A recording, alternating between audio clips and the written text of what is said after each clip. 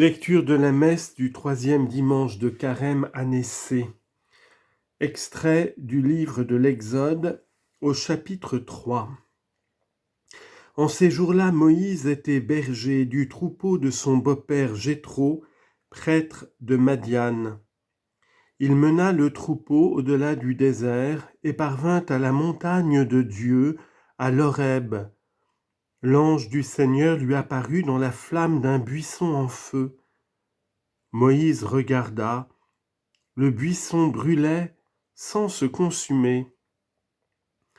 Moïse se dit alors, « Je vais faire un détour pour voir cette chose extraordinaire, pourquoi le buisson ne se consume-t-il pas ?» Le Seigneur vit qu'il avait fait un détour pour voir, et Dieu l'appela du milieu du buisson, « Moïse, Moïse !» Il dit, « Me voici. » Dieu dit alors, « N'approche pas d'ici, retire les sandales de tes pieds, car le lieu où tu te tiens est une terre sainte. » Et il déclara, « Je suis le Dieu de ton père, le Dieu d'Abraham, le Dieu d'Isaac, le Dieu de Jacob. »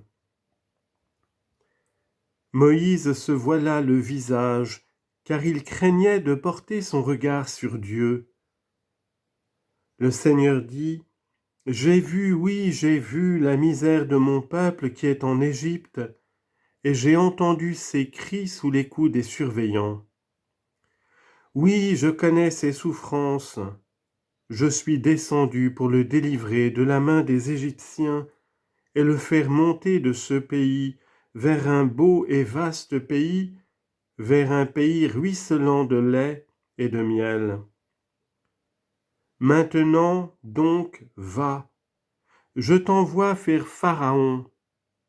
Tu feras sortir d'Égypte mon peuple, les fils d'Israël. » Moïse répondit à Dieu, « J'irai donc trouver les fils d'Israël et je leur dirai, « Le Dieu de vos pères m'a envoyé vers vous. Ils vont me demander quel est son nom. Que leur répondrai-je » Dieu dit à Moïse, « Je suis qui je suis. » Tu parleras ainsi aux fils d'Israël, « Celui qui m'a envoyé vers vous, c'est « Je suis. » Dieu dit encore à Moïse, « Tu parleras ainsi aux fils d'Israël. Celui qui m'a envoyé vers vous, c'est le Seigneur, le Dieu de vos pères, le Dieu d'Abraham, le Dieu d'Isaac, le Dieu de Jacob. C'est là mon nom pour toujours, c'est par lui que vous ferez mémoire de moi, d'âge en âge. » Parole du Seigneur, nous rendons grâce à Dieu. Extrait du psaume 102. Le Seigneur est tendresse et pitié. Bénis le Seigneur, ô mon âme, bénis son nom très saint, tout mon être. Bénis le Seigneur, ô mon âme, n'oublie aucun de ses bienfaits. Car il pardonne toutes tes offenses et te guérit de toute maladie. Il réclame ta vie à la tombe et te couronne d'amour et de tendresse.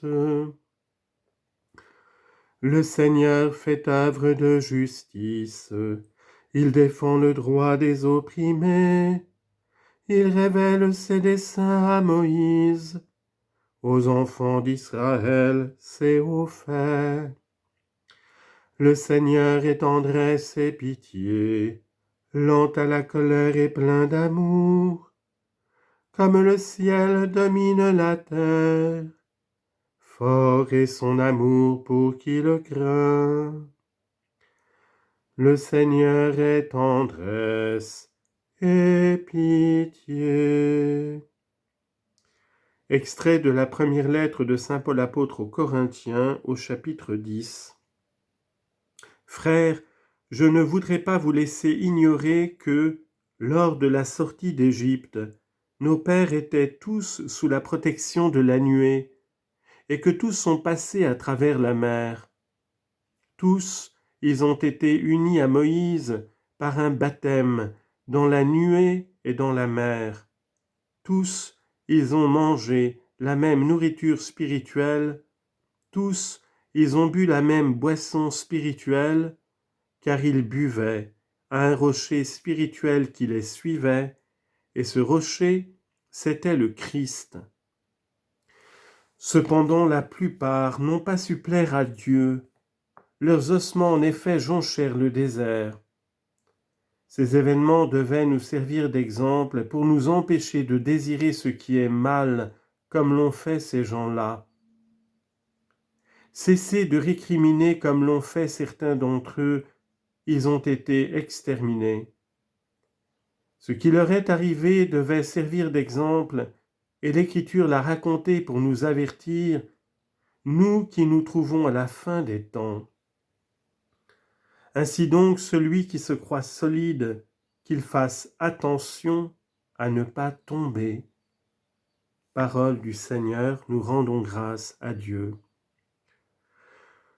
Gloire au Christ, sagesse éternelle du Dieu vivant. Gloire à toi, Seigneur.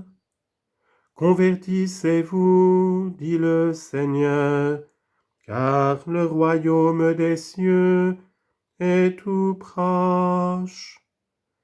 Gloire au Christ, sagesse éternelle du Dieu vivant. Gloire à toi, Seigneur. De l'Évangile de Jésus-Christ selon saint Luc, au chapitre 13, versets 1 à 9. Un jour, des gens rapportèrent à Jésus l'affaire des Galiléens que Pilate avait fait massacrer, mêlant leur sang à celui des sacrifices qu'ils offraient. Jésus leur répondit: Pensez-vous que ces Galiléens étaient de plus grands pécheurs que tous les autres Galiléens pour avoir subi un tel sort? Eh bien, je vous dis, pas du tout. Mais si vous ne vous convertissez pas, vous périrez tous de même. Et ces 18 personnes tuées par la chute de la tour de Siloé, pensez-vous qu'elles étaient plus coupables que tous les autres habitants de Jérusalem? Eh bien, je vous dis, pas du tout. Mais si vous ne vous convertissez pas, vous périrez tous de même. Jésus disait encore cette parabole. Quelqu'un avait un figuier planté dans sa vigne. Il vint chercher du fruit sur ce figuier et n'en trouva pas. Il dit alors à son vigneron: Voilà 3 ans que je viens chercher du fruit sur ce figuier et je n'en trouve pas. Coupe-le. À quoi bon le laisser épuiser le sol? Mais le vigneron lui répondit: Maître, laisse-le encore cette année, le temps que je bêche autour pour y mettre du fumier. Peut-être donnera-t-il du fruit à l'avenir. Sinon, tu le couperas. Acclamons la parole de Dieu. Louange à toi, Seigneur Jésus.